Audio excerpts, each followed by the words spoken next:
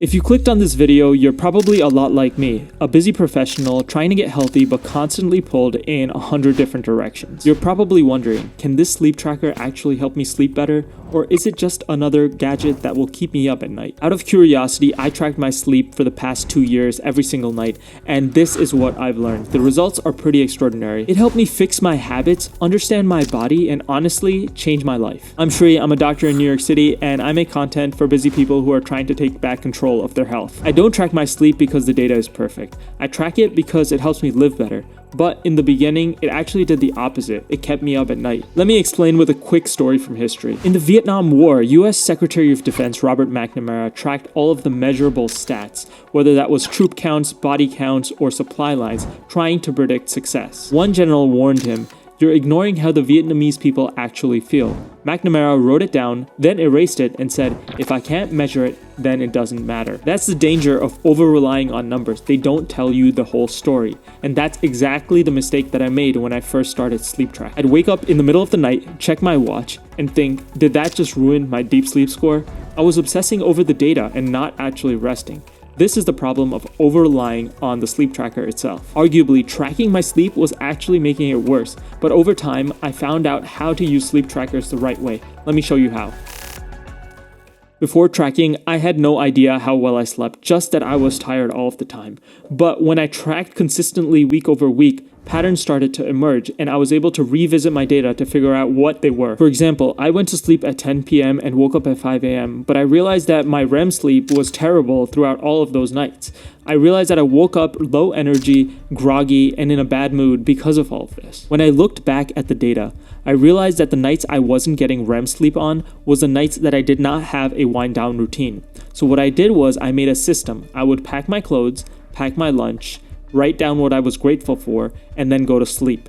I realized that this wind down routine was simple but predictable and powerful. That habit boosted my energy, helped me work out more, and show up to work well rested. The next thing that tracking my sleep really helped me appreciate was my sleep environment. You've probably heard of Brian Johnson. He's a crazy guy who tries to optimize every second of his day in order to make sure that he has the longest life possible. But what I took away from his very obsessive-like life is his sleep environment. It's no joke. In order to make sure that he maxes out his sleep score every night, he has a couple of variables dialed in his sleep environment. The first is the temperature. He sleeps between 67 to 69 degrees Fahrenheit every night, and he makes sure that it's cool because it can cool his body temperature to get to a better deep sleep state. Second, he uses dimmed lights and he doesn't eat before bed, and he also plays meditative music to make sure that he's in the right headspace to get to sleep. And the final thing that he does is his surrounding environment. He uses blackout curtains and he has a silent room, so he's able to sleep without interruption. Now, I don't have $1 million routine, but I do have 3 high-impact takeaways that you can do right now to get started on bettering your sleep. And you can measure this with the tracker to see how your sleep improves. First is invest in an eye mask or blackout curtains to make sure that there's no light which interrupts your sleep. Second, use a wind down routine to make sure that you don't have any unnecessary anxiety or stress waking you up. Third, make sure that you have a fan or AC to cool your room so that your body temperature stays cool and you get to sleep quicker. One thing that I want to try that I haven't is changing the light temperature before you sleep. Studies suggest that making a red light environment before you sleep can mimic sunset and helps you with that wind down portion of your day. Evidence also suggests that it can help with melatonin release and sleep readiness. The takeaway is, no matter how good a tracker is, it can't fix a room that's too noisy, too bright, or too loud.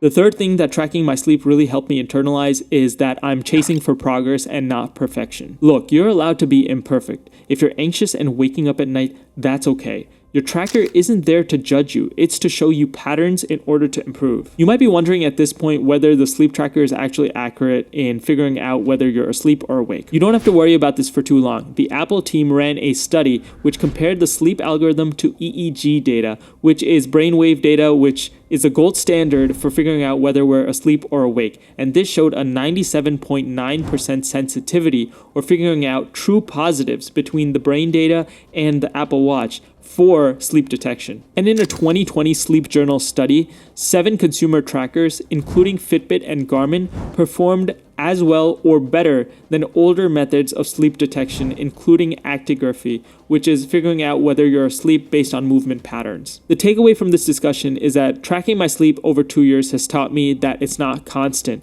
It's not a constant rate of growth of my sleep score, nor is it a constant decline. I think it's ebbs and flows, and it changes from month to month. The most important point is that nothing is perfect.